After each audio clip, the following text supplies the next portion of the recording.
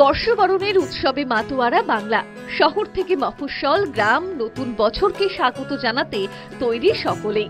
বর্ষ শেষের দিনে বনভোজন, আড্ডা, দেদার ঘোরাঘুরির মাঝেই সামনে এলো অন্যরকম বনভোজনের ছবি। শহুরে কোলাহলের বাইরে পূর্ব বর্ধমানের লাকুর্দি জলকলের মাঠে হয় গোপালের বনভোজন। প্রায় 15 বছর ধরে হচ্ছে এই উৎসব।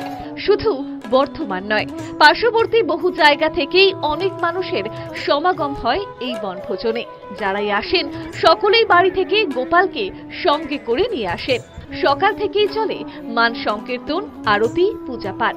তারপর গোপালকে ভোগ নিবেদনের পর সকলে একসঙ্গে বসে খাওয়া দাওয়া করেন।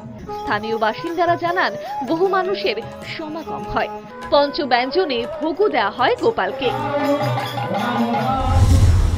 এখানে অনেক লোক সমাগম হয়েছে এবং বাইরে থেকে অনেক লোক এসছেন, অনেক দূর থেকে লোক এসছেন। যারা যারা এসছেন সবাই বাড়ির গোপাল নিয়ে এসছে। আমিও আজকে আমার বাড়ির গোপাল নিয়ে এসেছি।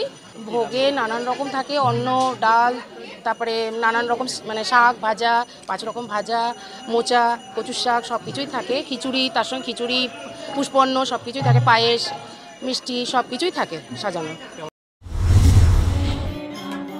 যা আমাদের কাছে পিকনিক, গোপালের কাছেই তা বনভোজন। সে কারণেই এই গোপালের বনভোজনের আয়োজন করা হয়। আয়োজক তপন কুমার বৈষ্ণব সাহা জানান, দিন দিন এই বনভোজনে আরো মানুষ বেশি করে সামিল হচ্ছেন। গত বছর 73টি গোপাল এসেছিল, তবে চলতি বছরে প্রায় 100টি গোপাল এই বনভোজনে সামিল হয়েছে। বাড়ির গোপালদের নিয়ে বনভোজন মহোৎসব করা হয়। এটা আমরা আজ থেকে প্রায় 15 বছর আগে শুরু করেছিলাম। মাঝখানে 2 বছর দুটো বিশেষ কারণের জন্য বন্ধ ছিল, তাই এবছর 13 বছরে পড়লাম, 13 বছরে পদার্পণ করেছি। প্রত্যেক বছর ডিসেম্বর মাসের শেষ রবিবার এই অনুষ্ঠানটা হয়। বাড়ির গোপালরা আসে। গত বছর 73 জন গোপাল এসেছিল, এবছর 100 জন গোপাল এসছেন। এই আমাদের অনুষ্ঠান। অভিনব এই বনভোজন ঘিরে এক মিলন উৎসবে পরিণত হয় বর্ধমানের লাকুর্দি এলাকা। বিধানচন্দ্রের রিপোর্ট, নিউজ টাইম।